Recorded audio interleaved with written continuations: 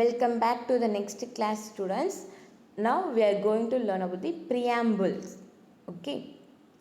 The term preamble refers to the introduction or preface to the constitution. Okay. So preamble means preface, that is the front page. Okay, so preface na first page. So introduction or first page to the constitution. It consists of the ideals, objectives and basic principles of the constitution. So இந்த preambleலே நம்முடைய constitutionல என்னென்ன ideals கருத்துக்கள் என்ன இருக்குது, objectives நோக்கங்கள் என்ன, பேசிக் principles இதெல்லாம் என்னன்றது நம்முடைய ஃப்ரண்ட் பேஜை பார்த்தாலே தெரிஞ்சிடும். It has great value, has been described as the key to the constitution. So the preamble is called as the key to the constitution. So this is one of the one word. Okay. The preamble to the Indian constitution is based on the objective resolution drafted by Jawaharlal Nehru, which was adopted by the Constituent Assembly on January 22, 1947. So 1947 constitution அசம்பிளியில் ஜவஹர்லால் நேரு சொன்ன objective resolution. Okay, அப்படின்னா நம்மளுடைய நோக்கம். Okay, அந்த நோக்கம் ரெசல்யூஷனாக நம்மளுடைய தீர்மானங்கள். So நம்ம நோக்கத்தோட தீர்மானங்கள். ஸோ நம்மளுடைய நோக்கம், ஸோ நம்மளுடைய எய்ம் என்ன, ஸோ அந்த எய்ம் நம்மளுடைய எய்மை எப்படி அச்சீவ் பண்ணலாம். ஸோ அதுதான் objective resolutions. How to reach our aim. Okay, so what are the steps. Okay, நம்மளோட எய்ம் வந்து ஃபுல்ஃபில். ஸோ எய்ம்ன்றது நம்மளோட கண்ட்ரியை டெவலப்டு கண்ட்ரியாக மாற்றணும். ஸோ டியூரிங் த 1947 நம்மளுடைய கண்ட்ரி எப்படி இருக்குது, under developed country, developing country இருந்துச்சு. So under developed country sir nowadays தான் இது டெவலப்டு கண்ட்ரி, டெவலப்பிங் கண்ட்ரியாக இருக்குது. ஸோ நம்ம கண்ட்ரி எப்படி டெவலப் பண்ணலாம், அதுக்குரிய மெஷர்ஸ் என்ன அப்படின்றத பேஸ் பண்ணி தான் இந்த ப்ரியாம்பிள்ஸ் இருக்கும். Okay, it has been amended once by the 42nd Constitutional Amendment Act of 1976, which added 3 new words: socialist, secular and integrity. So நம்முடைய கான்ஸ்டியூஷன்ஸ் எப்போ க்ரியேட் பண்ணாங்க, 1950 க்ரியேட் பண்ணிட்டாங்க. அது வந்து 1947. ஓகே, ஸோ 42nd அமெண்ட்மெண்ட்டில் 42வது சட்ட திருத்தம் அப்படின்னு சொல்லுவோம். அதான் 42nd constitution amendment act of 1976. ஓகே, 1976 இந்த 3 டேர்ம் இன்க்ளூட் பண்ணியிருக்கோம். So that is socialist, secular and integrity. Okay, so socialist நம்மளுடைய it's depending on the society.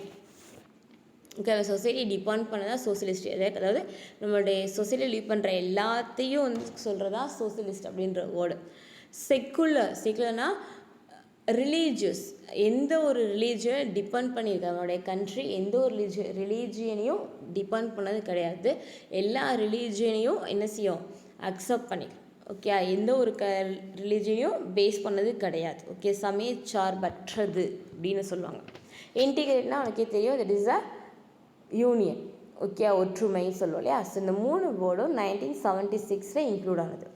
The preamble begins the phrase we the people of India. So நம்மளுடைய preamble எப்படி start ஆகும்னா, we the people of India. So இந்த வேர்டில் இருந்தே நம்ம எல்லாருமே Indian அப்படின்ற ஒரு உணர்வை கொண்டு வந்துடும். ஓகே, என்ன சொல்கிறாங்க, thus we can say that the people of India are the source of our constitution. So நம்ம எல்லாருமே நம்ம இந்திய சட்டத்தோட சட்டத்திட்டங்களுக்கு அடிப்படையணும். நம்ம எல்லாருமே இந்தியன், நம்ம எல்லாருமே என்ன செய்யணும், இந்த கான்ஸ்டியூஷனுக்கு ஒபே பண்ணணும் அப்படின்ற ஒரு ரூலாக கொண்டு வந்துருச்சு. The preamble of our constitution states that India is a sovereign, socialist, secular, democratic republic. Its aim is to secure to all Indian citizens social, economic and political justice. Okay, so once again students listen. Okay, so the 5 terms சொன்னேன் இல்லையா, sovereign, socialist, secular, democratic and republic. So இந்த தான் நீ உன்னுடைய ஃப்யூச்சரில் TNPSC எக்ஸாமில் கூட கேட்கலாம். ஸோ உன்னுடைய பிஎம்மில் உள்ள இந்த டேர்மோட கரெக்டாக வந்து மேக் பண்ணுங்க அப்படின்னு சொல்லுவாங்க. அதாவது இந்த 5 டேர்மையும் கொடுத்து மாற்றி மாற்றி கொடுத்துருப்பாங்க. அதோடைய ஆர்டரை வந்து கரெக்டாக கேட்டிருப்பாங்க. ஸோ ஆர்டர்ன்றப்ப ஃபஸ்ட்டு 3மே எப்படி இருக்குது, 3s இருக்குது. ஸோ s³ dr அப்படின்ற ஞாபகம் வச்சுக்கோங்க. இப்போது நெக்ஸ்ட்டு டேர்ம் பார்த்தோம் அப்படின்னா ஓ இருக்குது. ஓகே, இதில் எந்த ஓ ஃபஸ்ட்டு வருன்றது தெரியாது. அப்போது இதை எப்படி ஞாபகம் வச்சுக்கோம் அப்படின்ற ஒரு சின்ன ஒரு கீ டேர்ம் சொல்லித்தரேன். ஓகேவா? இப்போ சொவர்ஜினில் செகண்ட் டேர்மும் தேர்ட் லெட்டரும் பார்த்தோன்னா ஓவி. சோசியலிஸ்டில் second and third letter O C. செக்குலரில் second and third letter E C. So D R doctor. So doctor வந்து சிம்பிளாக சொல்லுவோம் D R. Okay. So O V. So ஓவினா நமக்கு என்ன ஞாபகம் வரும், ஓவியா. ஓகே. ஸோ ஓவியாவை நம்ம ஓசியாவோ ஈஸியாகவே பார்க்க முடியாது. ஆனால் டாக்டராக இருந்தால் ஈஸியாக பார்த்துடலாம். அவனையா அதான் ஓவியாவை ஓசியாக ஈஸியாக பார்க்க முடியாது, டாக்டராக இருந்தால் ஈஸியாக பார்க்கலாம். ஓகே. ஸோ இது வந்து ஒரு யூடியூப் சேனலில் பார்த்தது தான் மிஸ் வந்து உங்கள்கிட்ட ஷேர் பண்ணுறேன். ஓகேவா?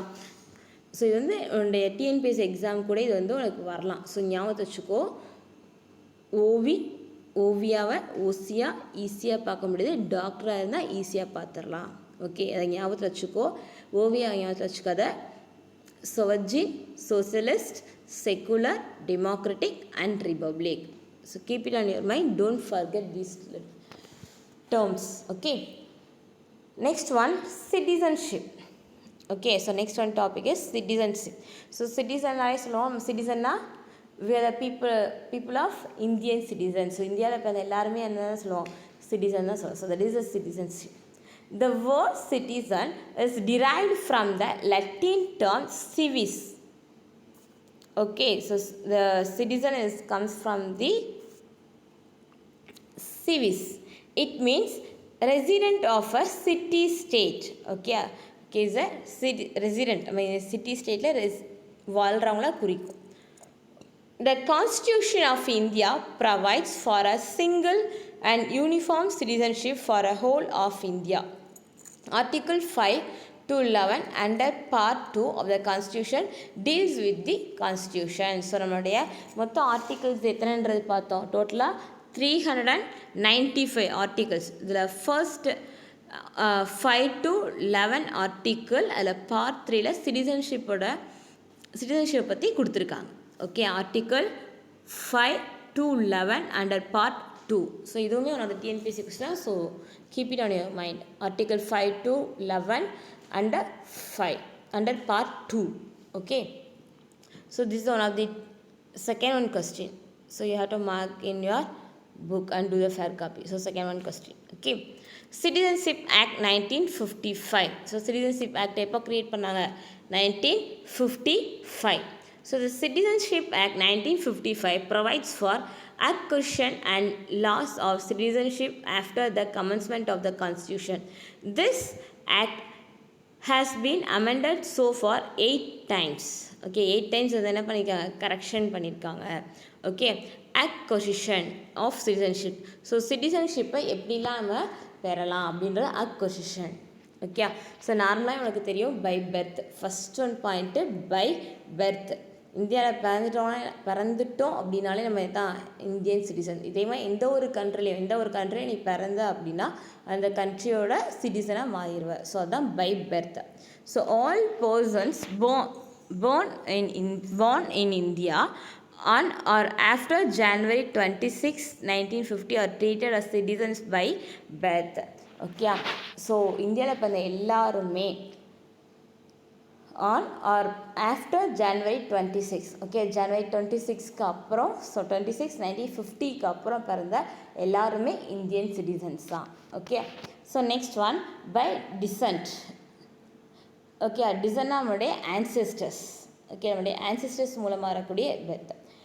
A person born outside India and after January 26, 1950 shall be a citizen of India by descent if his father is a citizen of India at the time of his birth. Okay, அதாவது இப்போது உங்களோட father வந்து இந்தியனாக இருக்கலாம். இப்போ நீ பிறக்கும்போது வேறு எந்த ஃபாரின் கண்ட்ரியாக இருந்தாலும் நீ வந்து எந்த சிட்டிசன் தான், இந்தியன் சிட்டிசன் அப்படின்னு நம்ம வந்து அப்ரூவல் வாங்கலாம். ஓகே, ஸோ இது வந்து எப்போனா ஜனவரி 26, 1950 அப்புறம். ஓகே, ஆனால் உன்னுடைய ஃபாதர் இது எங்கே இருக்கணும், நம்மளுடைய இந்தியன் சிட்டிசனாக இருக்கணும், இந்தியாவில் பிறந்தவங்களாக இருக்கணும். Okay, next one by registration. So registration நம்மளுடைய பெர்த் சர்டிஃபிகேட். பிறந்தோன்னே என்ன பண்ணிடுவோம், நம்மளுடைய ஃபஸ்ட்டு அங்கீகாரமே என்ன தான், பெர்த் சர்டிஃபிகேட். நம்ம இந்த நாட்டில் பிறந்திருக்கோம், நம்மளுக்குன்னு உள்ள ஒரு ஃபர்ஸ்ட் ரிகக்னேஷன் அப்படின்றது பெர்த் சர்டிஃபிகேட். அதான் by registration. A person can acquire citizenship of India by registration with appropriate authority. Okay, register பண்ணணும். By naturalisation. A foreigner can acquire Indian citizenship on application for naturalization to the government of India. அதாவது ஃபாரினர்ஸும் Indian சிட்டிசனாக ஆகணும் அப்படின்னா நம்மளுடைய கவர்மெண்ட்டில் அவங்க என்ன பண்ணணும், application போடணும். ஓகே, ஸோ அந்த அப்ளிகேஷன் போடுறவங்க அவங்க மேலே எந்த ஒரு பிளாக் மார்க்கு, எந்த ஒரு கம்ப்ளைண்ட்டு, கிரிமினல் கேசஸ் எதுவுமே இருக்கக்கூடாது. ஓகே, ஸோ எந்த ஒரு ஃபாரினர்ஸுமே அவ்வளோ ஈஸியாக நம்ம கவர்மெண்ட்டு இந்தியன் சிட்டிசன் அப்படின்ற ஒரு அப்ரூவல் கொடுக்க மாட்டாங்க. அவங்கள பற்றி நல்லா அனலைஸ் பண்ணதுக்கு அப்புறம் தான் அவங்கள இந்தியன் சிட்டிசனாக மாற்றுவாங்க. Okay, next one by incorporation of territory. Okay, incorporation அதாவது நம்மளுடைய ஸ்டேட் பார்டரை பிரிக்கிறதுனால, நம்மளுடைய கண்ட்ரி பார்டரை பிரிக்கிறதுனாலையும் மாறும். Okay, in the event of certain territory being added to the territory of India, the government of India shall specify the persons of that territory who shall be citizens of India. Okay, so for example, Bangladesh and Pakistan நம்ம இந்தியாவோட இருந்த nation தான். Okay, so certain பீரியடில் தான் நம்ம இந்தியாவிலேருந்து என்ன பண்ணிட்டாங்க, டிவைட் பண்ணிவிட்டு அவங்க வந்து தனி கண்ட்ரியாக மாறிட்டாங்க. ஸோ அப்படி இல்லாமல் திரும்பவும் இந்தியாவோட ஜாயின் பண்ணிட்டாங்க, அவங்களும் வந்து என்ன தான், இந்தியர் தான் அப்படின்னு சொல்கிறாங்க. Next one loss of citizenship. Okay, so Indian சிட்டிசனாக வரதுக்கு இவ்வளோ 5 பாயிண்ட்ஸ் இருக்குது. அதே மாதிரி நம்மளோட சிட்டிசன்ஷிப்பை இழக்கிறதுக்கும் சில வாய்ப்புகள் இருக்குது. ஸோ இது பார்த்தோம் அப்படின்னா first one, it can be voluntarily renounced by a citizen. So நம்ம வாலண்டரியாக எனக்கு இந்தியன் சிட்டிசன் வேணாம், நான் வேறு கண்ட்ரிக்கு போயிட்டேன், அந்த சிட்டிசனாக மாறிட்டேன் அப்படின்னா நம்ம வந்து என்ன செய்யலாம், வாலண்டரியாக நம்மளுடைய சிட்டிசன்ஷிப்பை கேன்சல் பண்ணிக்கலாம். அதான் ரினவுன்ஸ்டாக கேன்சல்டு பை அ சிட்டிசன். வாலண்டரினா விருப்பத்தோடு நம்மளுடைய சிட்டிசன்ஷிப்பை கேன்சல் பண்ணிக்கலாம். Next one, it can be terminated if a person acquires a citizenship of some other country. Okay, இப்போ அந்த பர்சன் இன்னொரு கண்ட்ரியோட குடிமகன் ஆகிட்டாங்க அப்படின்னா அக்வயர்ஸ் த சிட்டிசன்ஷிப், அந்த கண்ட்ரியோட சிட்டிசன்ஷிப் வாங்கணும் அப்படின்னா நம்மளோட இந்தியன் சிட்டிசன்ஷிப்ன்றதை டெர்மினேட் பண்ணிக்கலாம். அவங்களே வந்து என்ன செஞ்சுக்கலாம், கேன்சல் பண்ணிக்கலாம், சேஞ்ச் பண்ணிக்கலாம்.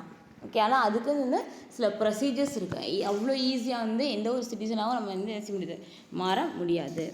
Next one, the central government can deprive a naturalised citizen if it satisfied that the citizenship was acquired by fraud, false representation or concealment of material facts or indulge in trade with enemy countries, or if the person has been sentenced to imprisonment for a period of 2 years. Okay, அது இல்லீகலாக okay நம்மளோட Indian citizenship அப்படின்னு சொல்லி ஒரு ஃபோர்ஜரியான ஒரு வேலை பண்ணியிருந்தாங்க அப்படின்னா அவங்களுக்கு நம்ம இந்த சிட்டிசன்ஷிப் வந்து கேன்சல் ஆயிரும்.